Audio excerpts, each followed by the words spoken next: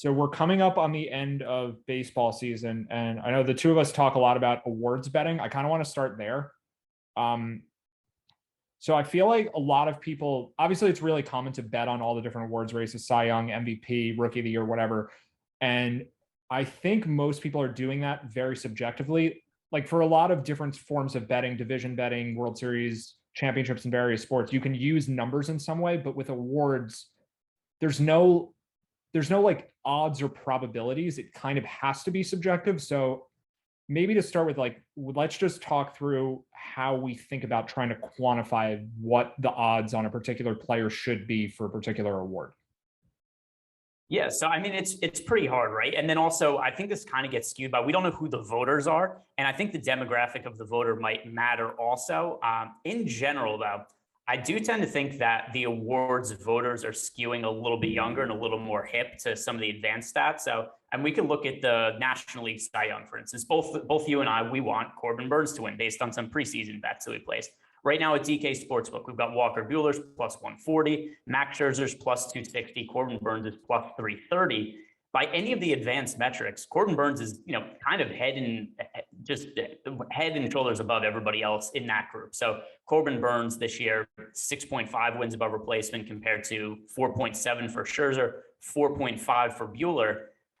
So I'm personally weighing that a little bit heavier. I know you are. I guess the question then becomes like, how much should we be weighing, traditional stats like ERA and wins and losses? Yeah, it's not so much the traditional stats versus the advanced stats though. Like I'm not really seeing it that way. I'm seeing it more in terms of, I guess the main thing that's really hard is the recent performance element. So like how much, even for the people who are voters who are using advanced statistics, are they just using advanced statistics like post All-Star break? And are they weighing that substantially more than pre All-Star break? And like, it's not really a full season award. It's kind of like who was the best at the right time. So it's really hard to know, because I think what you're describing, where there's like a change in the landscape of who the writers are that vote for things, like I think there actually is kind of a change there. So we don't know. Like a lot of this is inherently subjective, and there's a lot of guessing. But I still feel like by the end of the year, we kind of like if both of us had to pick the day of the voting who's going to win, I still feel like we could do a pretty good job. Like, do you remember an award recently where you're really surprised by the outcome? Yeah, Jose Abreu winning the MVP last year. Just because it was, once again, you and I, we both bet on Jose Ramirez to win the AL MVP last year. Also, last year's voting was a little bit, the whole season in itself was a little bit wonky because we only had the shortened season. But pulling up the numbers that we had from last year, I remember that Jose Ramirez pretty comfortably outperformed Jose Ramirez in terms of some of the metrics that we care about. He was more valuable in terms of wins above replacement, but Jose Abreu had a bunch of RBIs, which is something that you and I are generally not going to care about. The voters seem to care about last year. Voters also cared that the White Sox made the playoffs. So that's something else that could matter. But in terms of other ones, and if we're talking about baseball specifically, like the Cy Young Award in the NL last year, that was close. I can't remember too many where I was like, oh, I can't believe that guy won last year, notwithstanding, but that was also like a way out of the ordinary season. Yeah, last year just made it more difficult. And if last year was like the first year of this landscape change where there are different kinds of writers, it wasn't a good test case because it was such a shortened and strange year that we didn't really get any information as far as like what matters because the season was just not normal. But I still feel like there's just so much, even once we know what kinds of things the writers will care about. Like if it became entirely statistically based, that would be easy, but I think it's just never going to, because people will just have a different definition of what most valuable means. And then, I mean, part of it is you have awards that are not specific in what they're even for. So like comeback player of the year, right? Like what is that even, how do you even determine what that award is based on? So like last year in the NFL, I thought Ben Roethlisberger had a good chance for it. And then Alex Smith showed up and was basically just a bad quarterback for like 4 or 5 games. But because he had such a traumatic injury and such a good story of returning to the league, I think by week 17, he was a 20-1 favorite to win comeback player of the year. Like he just took over. So like for those ones, it's really hard. Maybe it's better if you're not analytically I don't want to say analytically minded, but if you're not like a stats guy, it's actually easier to find an edge in those sorts of things compared to like baseball, Cy Young, which actually is very statistically driven. So I guess what I'm wondering is like, I kind of know the answer for myself is that I do think about them a little differently. Or do you also think about those different types of awards in very different ways? To an extent, I mean, ultimately, though, I'm going to be betting on just what the odds are and kind of the people I think are going to win. And maybe there's some biases built into where we bet Corbin Burnes to win Cy Young before the season started. Therefore, I want Corbin Burnes to win, and I see him leading in a bunch of advanced metrics. I go, oh, Corbin Burnes is going to win. I want to add more to my portfolio of him when he's, plus 700 3 weeks ago or whatever it may be. But I'm looking at some of the numbers from last year also, and I wanted to circle back on when you said, does the second half matter more? I'm kind of wondering, does the second half matter more in terms of what the voters think or what the odds are? Because looking at last year, the second half, for instance, Jose Abreu in the second half of the year had a 154 WRC plus. Jose Ramirez in the second half of the year last year had a 213 WRC plus. So I don't really think it was the second half of the season that won it for Jose Abreu. I think that it was probably just the overall counting stats, and then also that the White Sox made the playoffs. But I don't know that voters are really valuing the second half as much, whereas the odds might be like Max Scherzer. Did you even consider Max Scherzer to be part of this conversation this year until like I didn't even think that he was a threat to our bets until all of a sudden it's like, oh, he has better odds than Corbin Burnes. Scherzer's ahead of Burnes. Yeah, he is the guy I'm thinking of when I talk about second half of the season. Well, I think what happened last year also is like there wasn't a second half of the season because the season was so short that it wasn't like you could really divide it that way. There were 2 months. So maybe the fact that Abreu, it still should have mattered, right? Like if the theory is true that second half of the year matters more and recent performance matters more, the Ramirez surge at the end should have mattered more. So the fact that it didn't maybe is still telling, even though it was a weird year. But yeah, like I don't know what's going on with Scherzer. I guess he's had 3 amazing games in a row, and like that's propelled him ahead of all these guys. That's the thing, though. I don't know that it actually has propelled him ahead of him. I just think it has in the sports books because, number one, I assume people are betting on Scherzer right now, and that probably has a little bit of influence. But it's not like Corbin Burnes has been bad in the second half of the season. I just pulled up the second half split. So since the All-Star break, Corbin Burnes leads all pitchers in wins above replacement in baseball. He is in the second half of the year, he's made 9 starts. He's pitched 56 innings. He's a 2.4 ERA, a 1.91 FIP, and a 2.3 wins above replacement. Scherzer's definitely also been very good in the second half of the year, but it's still comparable to Corbin Burnes, where he's 2.1 wins above replacement, 1.61 ERA, 2.36 FIP, but their numbers in the second half of the season are almost identical. It's literally just, it looks like people reacting and betting to Scherzer's last like 2 starts. Yeah, it's like, I wish I wasn't this close to baseball to like get biased in these ways, but like we saw what happened with Walker Buehler in his last start. And then Scherzer came out, I think it was the next night or 2 nights later, and had like the best game of the season that he's had. So like Buehler gets shelled by the Giants in a very pivotal game. And then Scherzer backs him up and has 14 strikeouts and gives up, I think, 1 unearned run and no earned runs. So like if you're watching that as a sports writer, you're like, wow, Buehler's fading and Scherzer's picking up the team and like keeping them in the race and the offense is struggling. And like he's like, I know that people care about that, but ultimately it's so hard to know, like, does that factor into where the votes go? Or like you're saying, maybe just the odds are moving based on it. And then when push comes to shove at the end of the season, it's like the voters will just go with who's good. Yeah, I think the voters are generally going to look at the totality of the stats, but the odds are going to move based on recent results for a couple of reasons. Number one, people are just going to bet on, oh, Scherzer's pitching really good. He's the best pitcher in baseball. But then number two, also, I think people might look at Buehler just had a bad start. Max Scherzer had a really good start. Therefore, I think that is what is going to happen over the next 3 weeks, which maybe that is the case. Maybe it isn't the case. If you look at some of the numbers for Walker Buehler, it seems like he's benefited from a lot of good luck this year, which in itself is enough reason to think he's going to slow down moving forward. But yeah, Buehler was, what was he, minus 150, minus 160 to win Cy Young at DK Sportsbook just a week ago before that last start. I don't remember what the exact number is, but like Max Scherzer was somebody who wasn't even really in consideration. Now all of a sudden he's pretty close to Buehler odds wise. Yeah, he was like 30 or 40 to 1 at the trade deadline, and basically every start he's made for the Dodgers has been great. So he's just, he's really surged up the board there, and now he's ahead of Burnes, which like you're saying, I don't really get it, but I also kind of, if you're going from an entirely subjective, not stats oriented analysis, like, yeah, Scherzer has been so good and he should win. The whole thing just seems like inherently vague to me, where it's just like we don't know what's actually happening. And because people are deciding the winners of these bets, like it's such a different thing than when you're betting on sports normally, and the outcomes are just determined on a field. And now we're betting. It's a mainstream form of betting. It's not like it's corrupt or anything, but it's being determined by what people think. Also, I think Scherzer was just an oversight on our. Like, if you compare him to Buehler, he's been better than Buehler this year. I mean, he probably. If you asked who's the best pitcher in the National League before the season, DeGrom's 1 and Scherzer's probably 2. Yeah, I might have said Corbin Burns, but also that was a little like the reason I bet Corbin Burns needed it was not only odds based, but number 2, I also just thought Corbin Burns was reason to think he was going to be very good this year.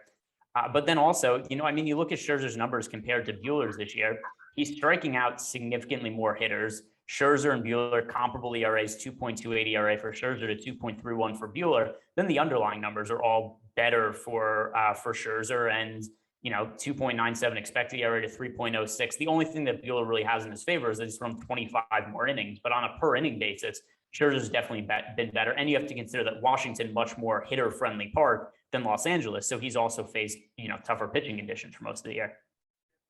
Yeah. So I think I want to move to like the easier case, which is the injuries, which I know we've talked a lot about, because in both leagues this year, there's been multiple injuries to shake up all of the awards odds, with Trout getting hurt at the beginning of the year. And then Tatis was hurt. Now he's back. DeGrom, obviously, both for MVP and for Cy Young. I think he was actually the MVP favorite for the National League at one point. And obviously at that point, he was also the Cy Young favorite.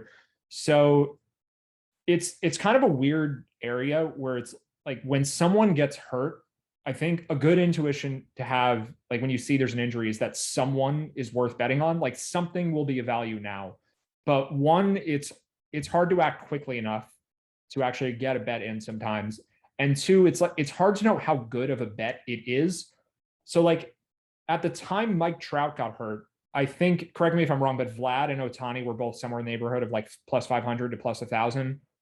Like the day that Trout got hurt before anything updated. I think I had bet. I mean, I could just look at my bet history, but I think it was like it was either like 12 to 1 or 13 to 1 on Vlad. Right. So at that time that both those guys, their odds will drop. And what's hard about awards betting is if you're not cashing them out, like you can't hedge the other side. The other side is every other conceivable player that could win. But you can still just say, like, if plus 1,200 is about to move to plus 400 because something just happened, I know that's a good bet. I'll just make the bet. But the hard part is quantifying how much their odds improved by. Like that I think is what separates just the casual bettor who knows like something changed. I'll make a bet and I know it's good, but I don't know how good it is. I'm just directionally right, but I can't be very specific. And someone who's really good at this stuff can say like, this line now should be this. And I can use like the Kelly criterion or whatever your methodology is for determining bet sizes. Like now this should be the biggest bet of my life, essentially, right? Like if let's take the example right now, Fernando Tatis Jr. is minus 250 or so. Bryce Harper is like 6 to 1. If you found out tomorrow Tatis was done for the year, or let's say it happened right now, like we're recording this episode, news blast comes through, Tatis done for the year. Like how good of a bet is Harper at that point? And is the goal just, I'm going to bet every cent that I have on it? Or like, maybe he won't win. Like, how do you quantify how likely he is to win at that point? Or it's more quantifying it doesn't matter because you know it's good and it's just bet it as fast as possible. Yeah, well, it's still relative to the odds. So, I mean, if I look at right now, just going to FanGraphs, looking at the wins above replacement leaderboard, and this is something you and I have texted about, I already think the odds are incorrect for Fernando Tatis because he's currently minus 250 at DK Sportsbook. He's third in the National League in wins above replacement right now. There's currently Trey Turner is first, although tied with Harper. They're both worth 5.3 wins, but it's like fractional points. Trey Turner is ahead of Bryce Harper. But the other thing that hurts Tatis, that at least in terms of his overall value, he's playing in the outfield now as opposed to shortstop, and he's not a good outfielder. So those are two things that ding him. Like he's significantly negative this year in terms of defensive value. He's negative 0.6 of a win on defense. And he's also in a spot in the outfield where it just has less positional value in terms of his bat when he's playing in right field as opposed to shortstop. So Fernando Tatis going forward, I think is going to be less valuable than he was in the first half of the season. And as is, Bryce Harper's worth more wins than him. Harper's plus 500. So if I had to bet somebody at this second, it would probably be Harper, although Trey Turner I still think makes sense also. But these are bets like independent of whether Tatis got injured or not. If Tatis was to get injured, if he, gets hit by a bus tomorrow morning or something along those lines, falls out of an airplane, then I think Bryce Harper and Trey Turner still would be even more so no-brainer plays. But based on the current value, I think they're good bets anyway. Yeah, so it does, that's kind of how I think of it too. It's being directionally right with just a moderate level of precision is good enough. Like, you don't have to know that Harper has a 41% chance to win MVP and he's priced like he has an 18% chance and there's a big divide there. Like, that information is not necessary for getting these things right. Like, it's really just feel. Like, how would you say you've built up the ability to sense these things over time? It's probably the same way I would say it. It's just you do it for a long time and then you just get kind of a feel of how does stuff move when stuff happens, what stuff matters.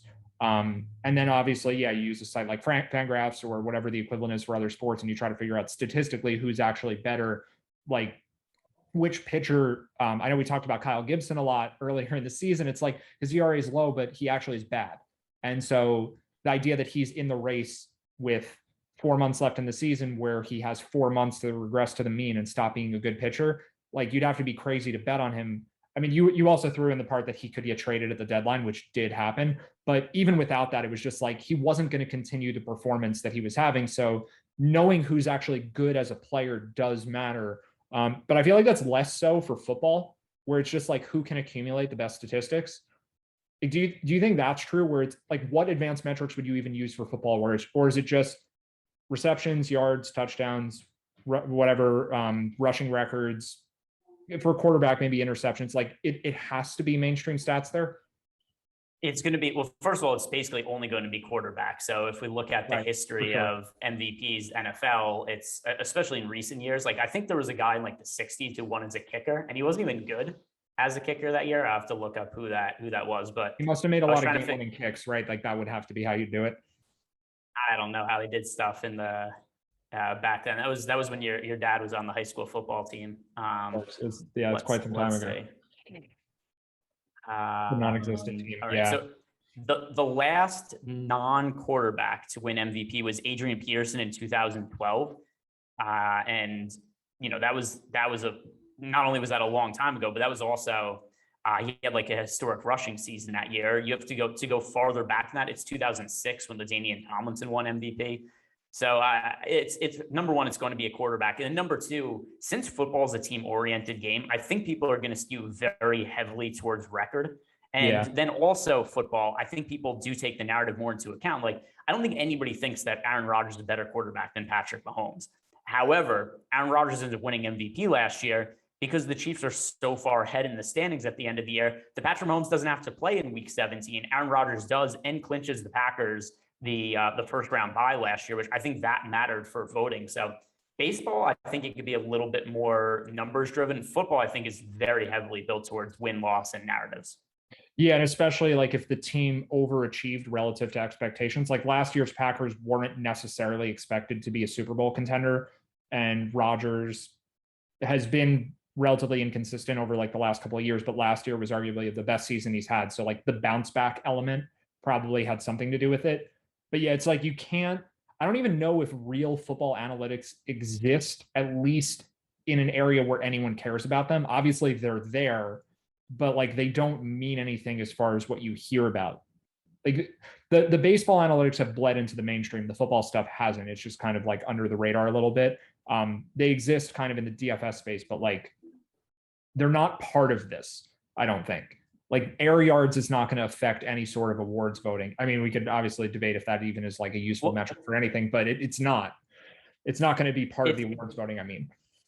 Yeah, no, it's useful for, fantasy in terms of which guys are throwing downfield and have more upside. But yeah, for award voting for football, I don't think anybody cares. But I mean, I guess I'll give a better example, like dropped interceptions. Like if a quarterback had 8 of his picks dropped, like that's one where it's like, okay, you can see he got really lucky. He happened to face defensive backs who just didn't catch his errant passes. So right, like that one is directly, you could see a guy's getting lucky. But like if a quarterback throws 50 touchdowns and 3 picks, and then also at 17 dropped picks, he's still going to win MVP most likely. And this is since we're on the topic of football MVP, Patrick Mahomes is currently the favorite at 5-1. I'm going to ask you a question. How many MVPs do you think Patrick Mahomes wins in his career? Like, going from here on out, if I was to give you a line, like over or under 1.5, would that be a fair line? Would you take the over or the under on that? Yeah, I get what you're getting at. Like he should be lower odds than that, right? Like I think he probably wins a few.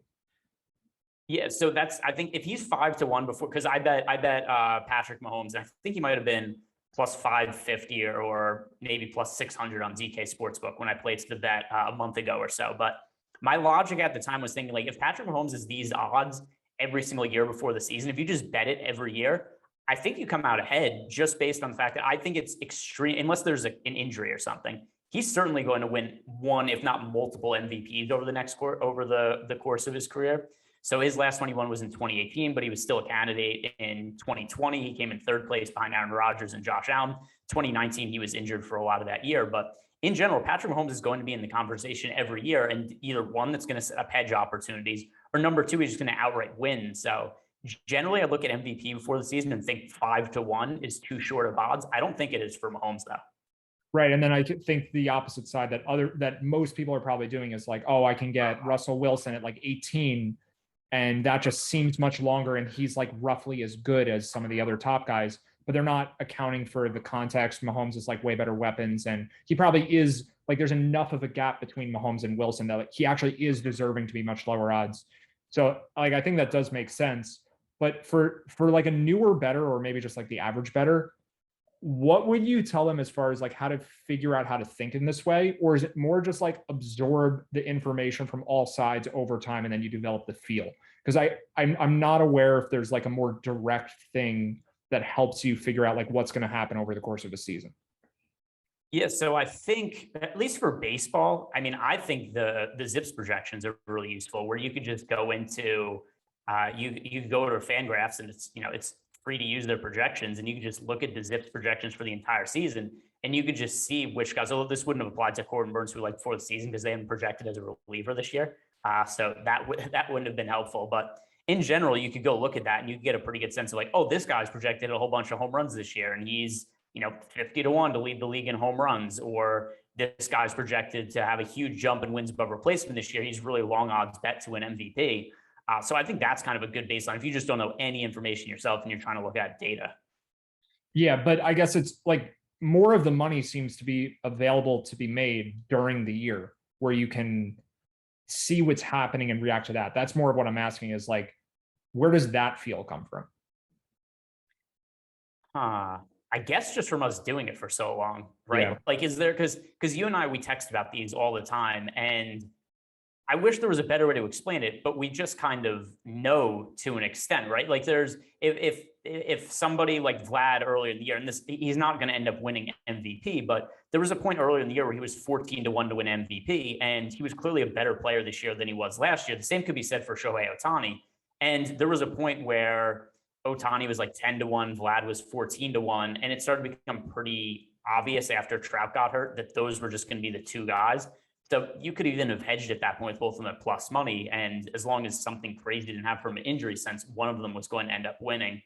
But I don't know if there's any one sort of like analytics type thing or anything that I could point to that would specifically say like, oh, this guy's this number, he should be this number, or I know there's any particular reason why he's value. Yeah, and it's definitely harder in football too than it is. Like baseball is the easiest because it's so numbers oriented. Yeah, the other thing like I want to hammer home with injuries is that following who's been hurt matters a lot, but it's not just like when the favorite gets hurt. We saw it with the AL Cy Young this year when Shane Bieber and Tyler Glasnow both got injured. And at the time, I think they were only second and third in odds behind Garrett Cole.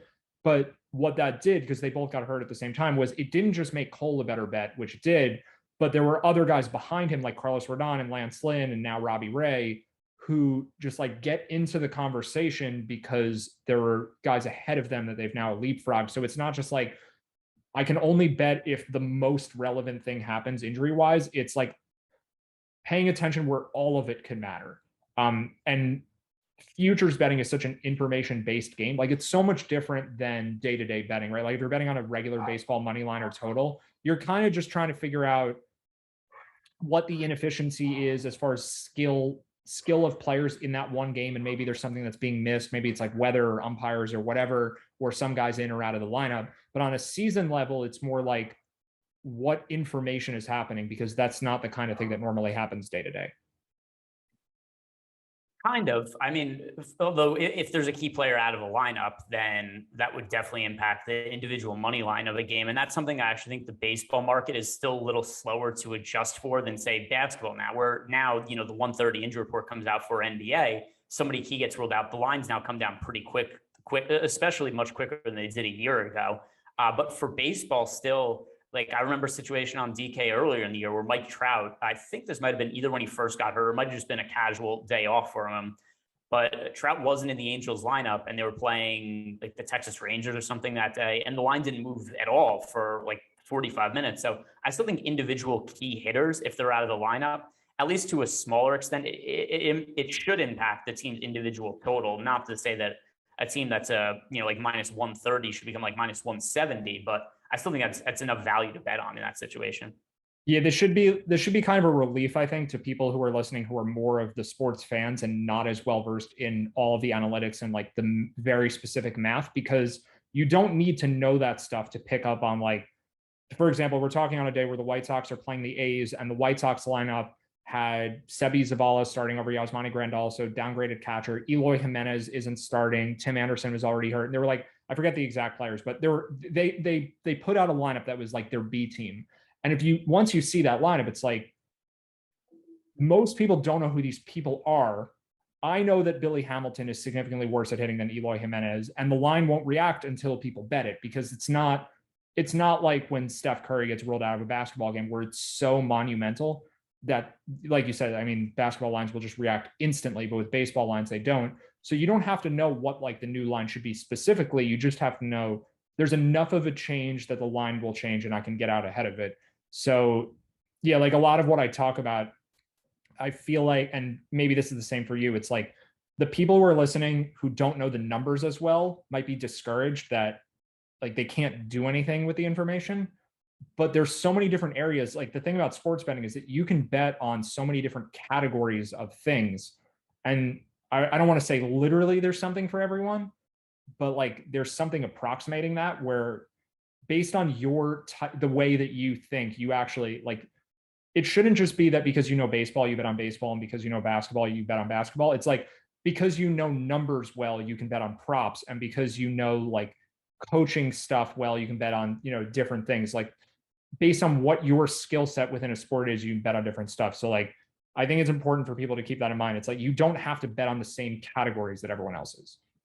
And you could bet on information, which I think is also kind of like your overarching point there, where if, say in basketball, if Giannis gets ruled out of a Bucks game, you don't need to know what the fair line is. If the line hasn't moved since Giannis got ruled out, there's value on the other side of the game. It doesn't matter if the line is -8 and you're trying to figure like, oh, should it be -5? Should it be like -5? Should it be -4? Now there's value on the other side. It doesn't really matter what the exact number is, and you don't have to be able to project it either. You could just bet based on information news.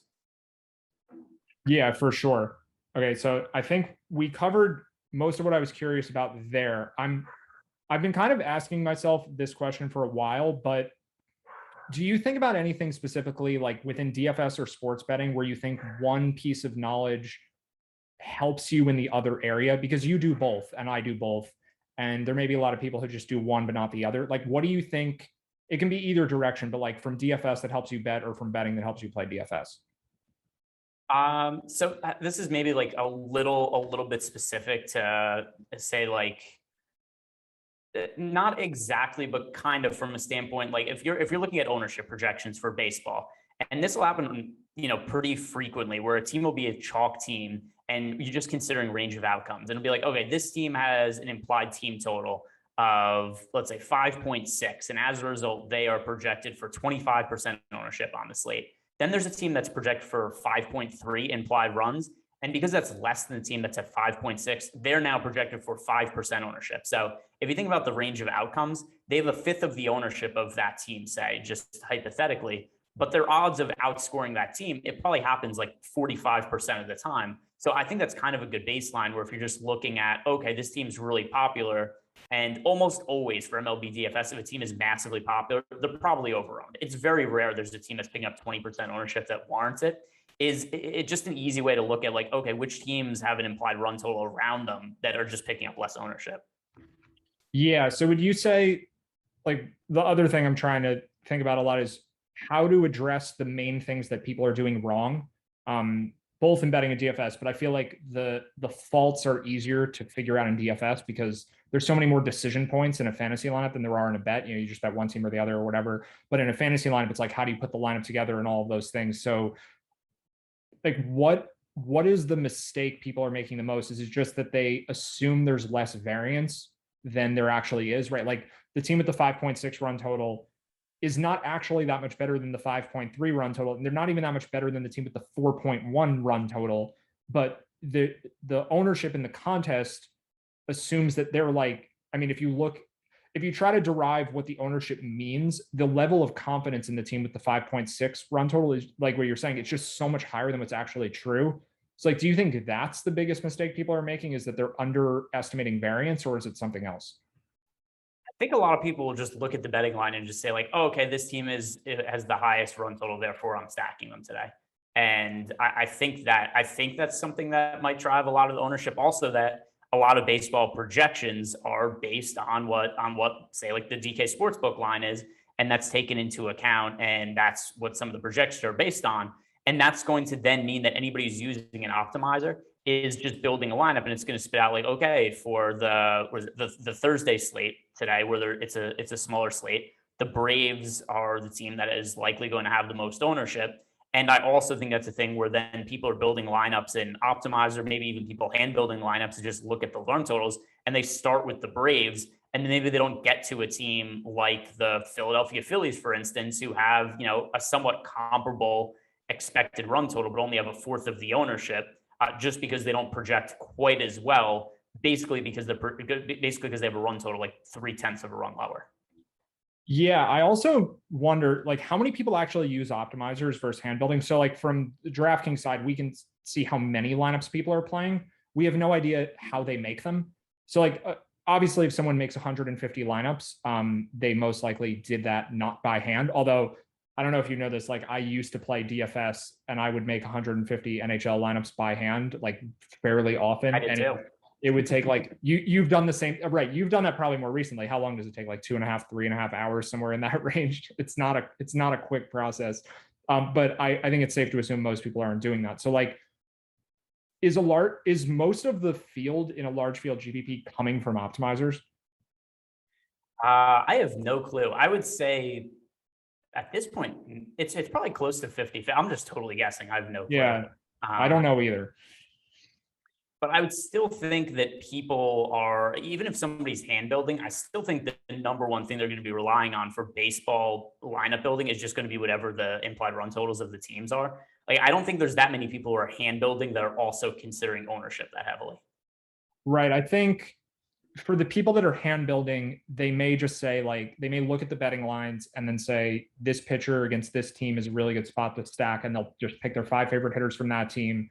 And then they'll just kind of plug in what fits. And maybe they have a favorite pitcher on the slate, so they'll, like, make sure that guy's in it too. But I do think that there's kind of this, I mean, this is just a guess, but there's this middle ground now where people are using optimizers, but they're telling it which team to stack. So it's just like, give me the 5-man stack with the Yankees and these 2 pitchers. And because I don't want to do the work of picking the other 3 hitters. So just, like, I'll set the skeleton of the lineup and then it'll just produce the rest of the lineup. Because I think we used to do that on Basketball Monster, like, a while. They used to have that function where you could just click fill out my lineup, right? You'd, like, start with a few guys and then it would just make the rest of it. So I feel like it's that, but it would be interesting to know. It was also something we did when we didn't really know what we were doing in terms of DFS. And also, there was a point in time where just if you were looking at projections for basketball, you were well ahead of everybody else in the field because nobody knew what they were doing. And you're just kind of guessing almost which players to take. But yeah, I remember because we used to build lineups and, like, the lineup builder on Basketball Monster. And I think we would just refresh it, taking players in and out until we got whatever was the highest projected lineup we could find. And you and I, we'd play the same lineup for, I don't know. We had no idea that was a problem. Yeah, when we were in, like, college and first got out of college, I think we would just play the same lineup every night because we'd be like, oh, this is what's the best projected lineup on Basketball Monster, and then we actually figure out how to play DFS afterwards. But yeah, I mean, getting back to the thing about hand building versus optimizers, yeah, it's probably a split. I'm not really sure though. Yeah. I mean, a lot of it is the same anyway, right? Like you can get an optimizer to make the same lineup that you would make by hand if you're thinking about the same things. Because if you build by hand, but you just go by projections anyway, then the players that you click in are just going to be the same as what that website encouraged you to do anyway. So in some cases, it probably doesn't make that much of a difference. Also, I know, if you've played, yeah, if you've played NBA DFS a lot, if there's very obvious value plays on a slate, you could actually hand build the chalk lineup and just be like, yeah, oh, okay, like the pay up options today, like LeBron James because Anthony Davis is out, and then it's then these are the value plays that then make sense because Anthony Davis is out. Where it's Kyle last year would have been like, oh, Kyle Kuzma starting, so we're playing him for 4,200, and then it's like here's the other value plays who are starting, and then you just kind of figure out what the chalk lineup is anyway. But at least basketball is a sport. I think a lot of the chalk kind of becomes obvious. yeah. I know I've had a problem with this in the past too, is trying to translate what you know about one sports fantasy game to another sport. And like there is overlap between a lot, but some of them are just so dissimilar. Like if you try to play MLB and NHL the same way, because they're both based on like there's so much correlation between the players on the same team, you actually probably do all right doing the same strategies in those two sports. But if you try to play basketball DFS the way that you would play like MMA DFS, where you're trying to like leverage against the highest owned people and play like the backup of whoever the chalk is, like you just don't win doing that. So it's like I know I've played around with this for years, like trying to figure out why I couldn't win at certain sports compared to others. And it was just like, oh, wait, this is not the same game. So yeah, like you're saying in basketball, you actually can do that. Like you almost don't need projections in basketball to know who the best value plays are. You just kind of look and see who's out and who's in, and that's basically it. Yeah, I mean, basketball, I think, is inherently much different than the other ones, but also it correlates. That's what correlates to sports betting too, and where value for basketball is the same for DFS as it is for sports betting. And it's something we talked about before.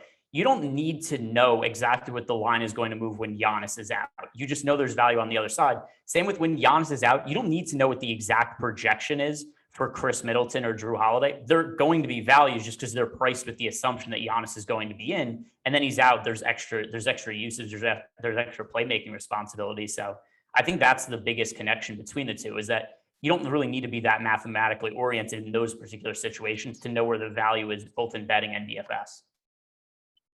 Yeah, I think that makes a lot of sense. So I know we're a little short on time. I'm going to ask you one more thing that I think could become like the question I ask to everyone who comes on the show. But basically, if you had a week to make one bet, you can answer it in betting or DFS. Like if you had to win one thing where you come in like the top 1/10 of 1% in a GPP or something with one single lineup, like what kind of slate would you look for? Or if it were betting, like what bet would you wait to make? Right? Like what situation would you be looking for that you think is like the most profitable spot? Well, baseball would be, well, sports betting would probably be a baseball futures bet, just because those I still feel like are the slowest update. That, and there's more unexpected performances in baseball. Like there's no situation in NBA where somebody totally out of left field is winning MVP. Right? There's no situation in basketball all of a sudden it's like, oh, PJ Tucker's winning MVP. Like that's an impossibility. Robbie Ray potentially winning the AL Cy Young, that's like the equivalent of PJ Tucker winning the MVP. Oh, come on. It's not that bad, but it's bad. It's definitely bad. Here were Robbie Ray's numbers last year. Robbie Ray last year had a 6.62 ERA, 6.49 expected ERA. It was negative 0.4 wins above replacement. Yeah, no, the odds I know, of him. There's no situation like that happens in any other sport. So if it had to be a long odds bet that was going to win for something, I think that's what it would be. It would probably be a baseball Cy Young bet, potentially MVP, because I guess I was going to say MVP wouldn't be as likely, but Ohtani was not really considered a popular bet before the season started. But yeah, baseball long odds bets for player awards would probably be the ones that are most likely. All right. Well, I know that both of us are probably short on time. So thanks, Greg, for doing this. This probably just feels like how we always talk, but still appreciate it. And yeah, maybe we will do this again sometime soon. Yeah, for sure. And by the way, because it's people, I'm sure nobody has, you haven't done the intro yet. And also people don't know this. 'Cause Yeah, you're doing I the will intro after the record fact. one after this so they'll know who you are, but feel free to plug whatever you would like. Well, you can find me on Twitter, G Ehrenberg DFS, and I post all my sports betting content, DFS content on Twitter, or just answer people's questions or write, B plus jokes, a lot of them on Twitter. But also, Matt and I, yeah, this is literally Matt and I have known each other since we were like 4 months old. So this is the same conversations we've been having for 30 years now. We were having this conversation about leverage and stacking and betting odds in diapers. That's basic. That's not that far from the truth. No, although there wasn't any DFS then, but something similar. You get the point. All right. Well, good talking, and enjoy some football, and we'll talk again soon.